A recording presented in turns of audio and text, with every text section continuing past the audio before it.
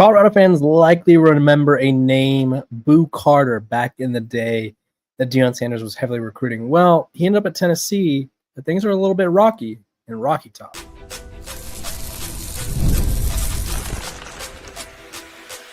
You are Locked On Buffs, your daily podcast on the Colorado Buffaloes, part of the Locked On Podcast Network, your team every day. Welcome to the Locked On Buffs. I am your host, Kevin Borba. Today's episode is brought to you by Gametime. Download the Gametime app, create an account, use code LOCKEDONCollege for $20 off your first purchase. We are also brought to you by the Locked On Podcast Network. It's your team every day for free and available wherever you get your podcasts. So do me a favor, hit that like button, hit that subscribe button, hit that follow button, and let's dive in. Boo Carter. It's a name we haven't talked about a lot on this show because he doesn't go to Colorado. But there's some murmurs. There's some reports that Boo Carter's time at Tennessee could be coming to an end. If you guys don't remember, he was a 4-star recruit, rated as an athlete, number 3 player in the state of Tennessee back in the day. Class of, I think it was 24. Yeah, class of 2024. Colorado made a strong push for him. I really thought that they had a chance. He visited them multiple times. He visited them for the spring game. He attended junior day at Colorado. What else did he do? He unofficially visited them in September. Then he ultimately ended up at Tennessee. Now, I think the Buffs put in a valiant effort. I think there was a lot of things that went into his recruitment. Obviously, we all know that at that time, NIL was starting to become a factor if it wasn't already a factor, and so they didn't end up with Boo Carter. But Boo Carter hasn't always been the happiest at Tennessee, and for those of you that weren't keeping tabs on him during his times at the Vols, he's a really good defensive back this past year, or was a really good defensive back this past year. Return man. Did a little bit of everything for the Vols, and then heading into this next season, they were sort of transitioning him into a Travis Hunter role. So he was expected to be a guy that takes on offense and defense, whether it's running back, receiver, sort of a gadget guy, if you will. This past season, he had 38 total tackles, a sack, an interception, and then he also returned 12 punts for 198 yards. And he almost left the program already earlier in the offseason, which this offseason, it somehow feels like it's flying by, but also not flying by, if you know what I mean? Like, it feels like one day it's like, oh, when is football going to be here? And then at the other times, it's like, yeah, by the way, like football starts in a month. So, Boo Carter, let's just say things weren't going well. He was, I think he was planning to transfer. Needless to say, he obviously didn't, but I think things took a turn as Nico left the program, and maybe things weren't what he was hoping for, to say the least. And I'm trying to pull up the reports because he literally he was about to leave the program. Boo Carter transfer, and it's one of those things where he was. This was the report. On3's Pete Nakos and Wilt Fong reported that he was. I'm trying to get the phrasing right, but let's just go with it. He plans to enter the transfer portal, but was having conversations with the Vols staff about his future. That's what they told On3. The former top 150 recruit was an instant impact. All SEC freshman team as a defensive back and return specialist. Played in all 12 games. He also returned 12 punts this season. Wants to continue to have a larger role. Colorado and Michigan were the other top contenders during his high school recruitment. And now it sounds like things aren't going well. So here's the latest on Boo Carter, according to CBS Sports. He was expected to be one of the best players this year, obviously, like I talked about. But he's missed numerous team activities and was even confronted by team leaders because of his absence, according to the Knoxville Sentinel, who's CBS is aggregating here. The reports also say that there's no reason to assume that Carter will not be suiting up for the Volunteers, but people around the program have also been saying they don't know what his future will hold with the Volunteers. So where does Colorado come into play? Well, for one, you have the built-in relationship that they recruited them. They were finalists. It was them, Michigan, and Tennessee. You have the fact that Travis Hunter was a two-way star, right? He won the Heisman. Colorado has the blueprint, right? And I say this all the time. I remember tweeting this, probably did an episode about this when the news was breaking about Boot Carter the first time possibly entering the portal or talking about leaving the program. Every program around the country is going to come to a decision or come to a point where they try to do things to entice players, right? Tennessee was going to let him play both ways, but the only program who has made it work in the modern century at the level where it's awards at both sides is Colorado, right? Travis Hunter wins the Heisman, wins the Blitnikoff, was a finalist for the Thorpe, won the Best Defensive Player Award. He won the award, Paul Hornung Award, for being the most versatile athlete in college football, right? Colorado is the only program who has done that in the modern era, right? We've seen UCLA trot out Miles Jack at linebacker and then also give him some carries. We've seen USC give Adoree Jackson some opportunities. We saw Jabril Peppers at Michigan have an opportunity to make some plays on both sides of the ball. But nobody's done it like Colorado. Coach Prime is the only coach, dare I say it, ballsy enough to allow a player to play both ways full time, right? Travis Hunter played thousands of snaps last year. So Colorado, one, they have the relationship. They have the proof. Two, or three, excuse me, I can't count apparently. I think the complicated portion of this Boo Carter saga, because it was also reported that he was in California. Some people are speculating that, like, oh, he's visiting Nico. I don't know if him and Nico that close. I don't know the kid at all. But there's sort of this thought that he can't leave the program at this time, which by rule, probably, right? The transfer portal's closed. He's not a grad transfer, so he can't leave anyway. And even then, I think the transfer portal is closed in general. However, you have what's his name? The Miami to Wisconsin kid. The football. What's his name? I can't remember his name. It's gonna kill me. Last name Lucas. Someone commented to help trigger my memory. Xavier Lucas. Thank you to my brain. I was going through it right there. Xavier Lucas wanted to leave Wisconsin. They were like, no, we're not going to let you do that. But he unenrolled as a student and then transferred to Miami as a student. And then it's like, or he walks on and it's like, oh, by the way, I'm here to play football. We've seen it done before, right? I saw to a lesser degree, Patrick Fields. You guys probably don't know the name. He was a defensive back at Oklahoma, left Oklahoma, went to Stanford for grad school. This was during my time covering Stanford for SI, and goes up to David Shaw and was like, hey, I played safety at Oklahoma.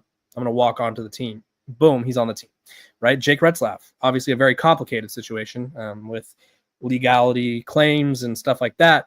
But Jake Retzlaff is walking on Tulane, and because he can't enter the transfer portal. Until that loophole is fixed, and I don't really know if it's a loophole or a special sort of occasion, but it's the summer. I don't know. I'm out of college. I'm flattered if you think I'm young enough. I turned 26 here in September. Pretty big year for me. Turning 26, getting married, getting a house. It's exciting, right? But I don't really remember all the academic timeline stuff. But I do know that in summer, that would be the opportunity to transfer, right? So if Boo Carter would be looking for a loophole. Now, I don't really know if this loophole would apply. There's an opportunity for him to possibly leave Tennessee. And this is a possibility. I'm not 1,000% sure on this, but that's worth a shot, right? If he wants to leave Tennessee that bad. The NCAA has been about as effective as, I don't even know, an umbrella in the desert, right? Or an umbrella in a monsoon, if you will. Not very. So it's one of those things where Colorado has taken players late. I remember when Jawan Mitchell, do you guys remember that name? He played at Tennessee. He played at Texas. He was a guy that ended up at Colorado all of a sudden. And it was like one of those things where it's like, oh, how did he get here? Right? How did he get to or he played at Arizona State, right? He got dismissed, was no longer with the team in August. And then all of a sudden he shows up at Colorado. If Boo Carter gets dismissed, maybe he takes that route. If Boo Carter doesn't get dismissed, he could probably leave the program as a student. But it's one of those things where Colorado would probably likely love to have him. Versatile weapon on offense. Really solid defender. Obviously, he's an all-SEC guy.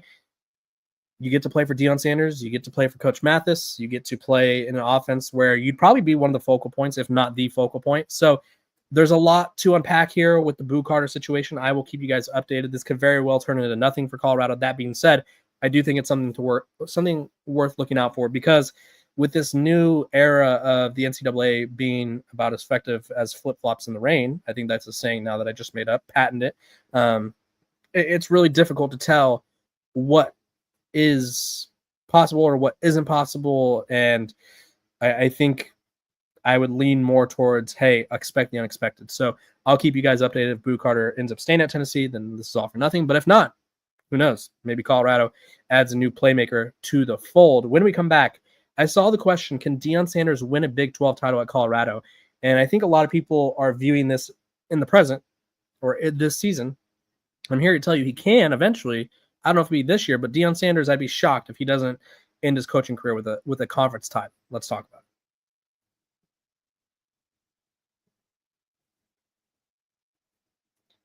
This episode of Locked On Buffs is brought to you by our sponsors over at Gametime. Let me tell you about Gametime. Have you ever decided at the last minute to head to a ball game with family or friends? Maybe it's game day, and suddenly you realize you want to be in the stands. You want to grab a hot dog. You want to go enjoy America's pastime. That's exactly where Gametime comes in. It's the easiest way to grab last-minute tickets without the stress.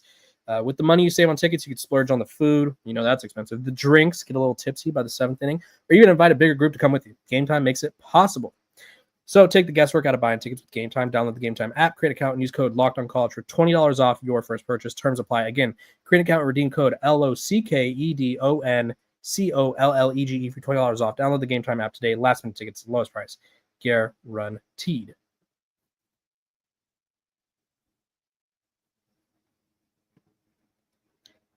Welcome back to Locked On Buffs. We're free and available wherever you get your podcast. Make sure to like, subscribe, follow so you don't miss out on a moment of the coverage. Let's talk about, I had a question here, so I'm going to answer real quick. Is he in the portal? Boo Carter is not in the portal. He is possibly on the outs at Tennessee. It seems like his future with the program is very murky. So I was talking about a hypothetical situation where he could possibly leave the program as a student, end up at Colorado.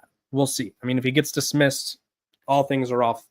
I mean, all bets are off. Excuse me. Let's talk about the Big 12 title question. I saw this question posed, and I was like, you know what? That's a fun question, because I think people are very short-sighted. I think people don't really give credit where credit is due for Coach Prime, and that's just one of those things where it's like, hey, by the way, he could shock some people. He's won games before. Let's look at the Big 12 champion by year, because this is, I mean, it's a very simple question. Can Deion Sanders win a Big 12 title at Colorado? The answer is yes, right? Deion Sanders has a chance to be the face of the conference. The Colorado Buffaloes can be the face as well, obviously, but it's Coach Prime, so he kind of is in front of that. He has a chance to ascend to the top of this program. He attracts top transfer talents. He's very, very good at recruiting when he wants to be. And the Big 12 is a giant crapshoot every single year. So the odds that there's a new winner, very likely. There's been, in the past 5 years, so there's been 5 different conference champions. Arizona State in 24, Texas the year before, Kansas State in 2022, Baylor in 21, Oklahoma in 20. Now, granted, Oklahoma did go on a streak of 1, 2, 3, 4, 5, 6. But guess what? They're no longer here. Baylor and TCU in 2014, which I don't think there was a conference championship game that year, which is when they got left out of the college football playoff because they didn't have a conference championship game. And even then, before that, it was Baylor, Kansas State, Oklahoma, Oklahoma State, Oklahoma, Texas, Oklahoma, Oklahoma, Oklahoma, Texas, Oklahoma, Kansas State, right? There's 5, all you need to know, 5 winners in the past 5 years. The Big 12 has not had a team step up and establish itself as the premier program, right? Arizona State right now has an opportunity to do that, right? They're coming off a year where they won the Big 12 title. They have a lot of talent returning in Sam Leavitt. They have one of the best quarterbacks in the country. They have one of the best receivers in the country, former Buff Jordan Tyson. And, I mean, the ESPN FPI likes them a lot. Kansas State is the only team with a higher percent chance of winning, 92.9 to Arizona State's 13. But right now, if you look at the ESPN FPI, there's 1, 2, 3, 4, 5, 6, 7, 8, 9, 10, 11, 12 teams that have at least a 2% chance of winning the Big 12 championship. And if you want to go even further, there's 5 teams that have a 10% or better chance of winning the conference championship. So I don't think it'll be this year. I do think that there's a little bit more that we have to see. I think Julian Lewis, assuming he's in Boulder in the next couple of years, leads Colorado to a Big 12 title. That's my hot take for the foreseeable future. I think Julian Lewis does not leave Colorado without a Big 12 championship. Now, this could be a hot take that we come back to in a couple of years and be like, wow, genius. Or it's like, wow, dolt. But I'm hoping it's the first one. But Deion Sanders, again, it comes down to recruiting. It comes down to timing. It comes down to taking advantage of your schedule. Colorado typically has a tough schedule. They have, I don't think the metrics really show they have a tough schedule this year. They ranked as the 67th strength of schedule in college football, which there's only 4 teams in the Big 12 with easier strength of schedules than them. So there's that. That being said, you take advantage. They have some tough matchups, so I feel like it's a little dicey on that. But you take advantage of the matchups. You recruit well. You land good transfers, good quarterback play, and you're in play. Right? The Big 12 is wacky. It's wonky. It's weird. And I think long gone are the days where a program like Oklahoma, who's not even in the conference anymore, will run the program, run the table for multiple years, because these programs, until someone like Texas Tech is trying to do it right now. Texas Tech is trying to do it right now, where they are buying these top classes. They have a chance to out-talent everyone, right? They could be the Oklahoma. They out-talent, they out-coach everyone, and they could go on a run. Now, Texas Tech has historically not done that, and they've never won a Big 12 championship game. I don't even think the last time they won 10 games, I think was, Michael Crabtree year, which was 2009-ish. I'm going to fact check myself. I feel like I looked that up the other day for an article for Athlon. And I feel like I'm pretty money on that. 2009 Texas Tech. Let's look. 2008 Texas Tech. They were 11-2. Since then, they've had one 9-win season. So they're a habitual mid-tier program that is now has an oil tycoon giving them money. Cody Campbell, former Texas Tech offensive lineman, bought a bunch of oil plots or whatever. I don't know the proper term. I watched Landman, the show. Great show. Didn't fully understand how the things work out. But he bought a bunch of oil land, if you will, and now he's a billionaire. And now he's flushing that money into Texas Tech and trying to make them a powerhouse. So they have a chance to do it. Deion Sanders has a chance to do it because he recruits so well. He gets top transfer portal talent. So, yes, I think the answer to that question is yes, Deion Sanders can win a Big 12 title. Now, let's play devil's advocate. What would prevent Deion Sanders from winning a Big 12 title? For starters, offensive line play, defensive line play, trench play in general, right? If you can't win in the trenches, you can't win in general. It is what it is. Colorado's had a very, very poor offensive line the past 2 years, and it's been one of those things that's been holding them back. Another thing that can hold them back is not taking advantage of their schedule, or just not really taking that next step as a program, right? Colorado went 9-3 in the regular season, 9-4 overall last year. And it's like, okay, what's next? Well, if you don't take that next step and you just sort of hover around, say, Texas Tech levels, then you kind of have to hope and pray that a lot of things go your way, and that's just not how it gets done. So I do think it's possible. I don't know when. I mean, I do think it'll be in the next 2 to 3 years, assuming he stays, he builds talent. Juju Lewis is what we think he is. But we'll just have to wait and see, obviously, for the foreseeable future. When we come back, Coach Prime was spotted visiting Shiloh Sanders, and I'm going to tell you why it's a good sign for Colorado.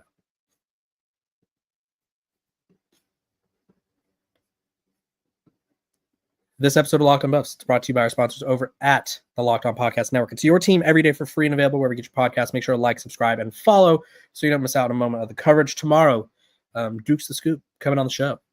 Really excited. I'm going to be dropping that new time for the show. No more late nights unless it's Saturday after the games. We're going 8 a.m. Eastern, so 5 a.m. Pacific, 6 a.m. Mountain. So that way, all of you guys who are waking up early, going to work, you could start the day with this beautiful mug. My fiance loves it, at least. That's what she says. So that way you guys can start your day with the best show about the Buffs, I think, me personally. And that way we're not just waiting until the PM for your daily Colorado content.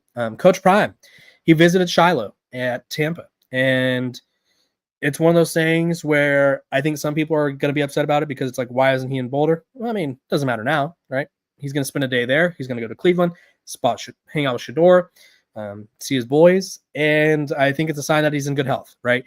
One of the reasons that a lot of people think Deion Sanders doesn't travel often is because of his health. I'm not a doctor. I was actually a bio major for one semester. I got a C in my class. My teacher went to Harvard and MIT. She was very, very bright. She was very intimidating. I had no idea what was happening. I was lucky to escape with a C. I never grinded so hard for a C. That was actually my only C in college, so that was depressing. The rest of the time is all A's. But, I'm not a medical expert. Let's just go back to that. I'm not a medical expert. I'm not going to pretend to know what Deion Sanders can or cannot do. I hear him say he lost 14 pounds because of his sickness, and then I see him on YouTube the other day throwing up 245 on the bench like it was no problem. Right? So he's a freak of nature. I mean, he is what it is.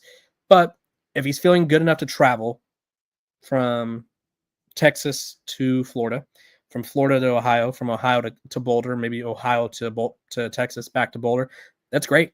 It shows he's got energy. It shows he's willing and ready to get back to business. And that's what Colorado needs. So I'm excited to see him visit Shiloh. I think Shiloh has an opportunity to earn a roster spot. I think worst case scenario, he's a practice squad guy, but I do think Shiloh Sanders could be a special teams guy for the Bucs and then figure out a way to carve out a bigger role somewhere down the line. But it's one of those things where I'm taking this with a grain of salt, right? I'm taking this with a little bit of excitement where it's like, hey, Deion Sanders is back on the move, which means Colorado's coming back, or he's coming back to Colorado. Colorado needs him. It's not the same without him. So excited to sort of see where that leads to. I'm going to address some of the comments just because we're talking Boo Carter right now. Is he in the portal? No, he's technically not in the portal. He is future murky, future undisclosed. Is he good? He was an all-SEC defensive back, all-SEC freshman, that is, all-SEC returner. Very elusive. He was going to play two ways for Tennessee this year. Obviously, that's Colorado's bread and butter. Is there truth to it? Maybe. This is a theory at this point, a hypothesis. If things get figured out in Knoxville, then this won't happen. But if Tennessee's like, hey, we don't want you anymore. Hey, Tennessee kicked Nico Imaliava to the curb, and he was viewed as one of the best quarterbacks in college football. So if he's acting up and they go, hey, we don't want you, I'm sure Colorado would be like, hey, we'll take a flyer on you, right?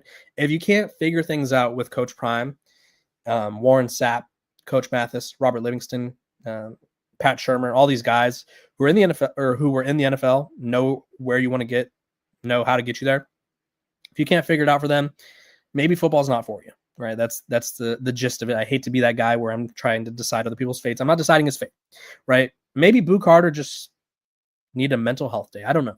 But if you can't figure it out playing for Deion Sanders in terms of like the desire to be on the field, like Jaheim Otis, I'm going to use him as an example. I don't mean to single him out, but I'm going to single him out. I was told by our Alabama insider over at Locked On Bama that had he had 100% effort all the time, and had he been a motivated player all the time, he'd be an All-American. That wasn't the case. And the new staff comes in, he gets injured. The new staff isn't really a fan of him in Tuscaloosa, and he decides to leave the program. Now he's playing for Warren Sapp, right? He's playing for a bunch of coaches, Coach Pecco, where it's like, hey, if you can't figure it out playing for two of the more energetic, inspiring, really good, great to good NFL players, maybe it's not going to work out for you in football. I hate to be that guy, but like that's what it comes down to, right? If you can't figure it out certain places, maybe you never will. So I hope Boo Carter is able to figure it out. Whatever happens, I hope it works out for him. He's got a bright young future, really good football player. And we'll just have to wait and see. So I appreciate you guys for tuning in to Locked On Buffs. Make sure to like, subscribe, follow, turn your notifications on, because this show is going to start coming on early in the morning. So you want to wake up to this mug and this voice and hear all things Colorado. So I appreciate you guys for tuning in, making me your first listen of the day. We are free and available wherever you get your podcasts. Make sure to like, subscribe, and follow. And I will see y'all tomorrow with Mr. Dukes.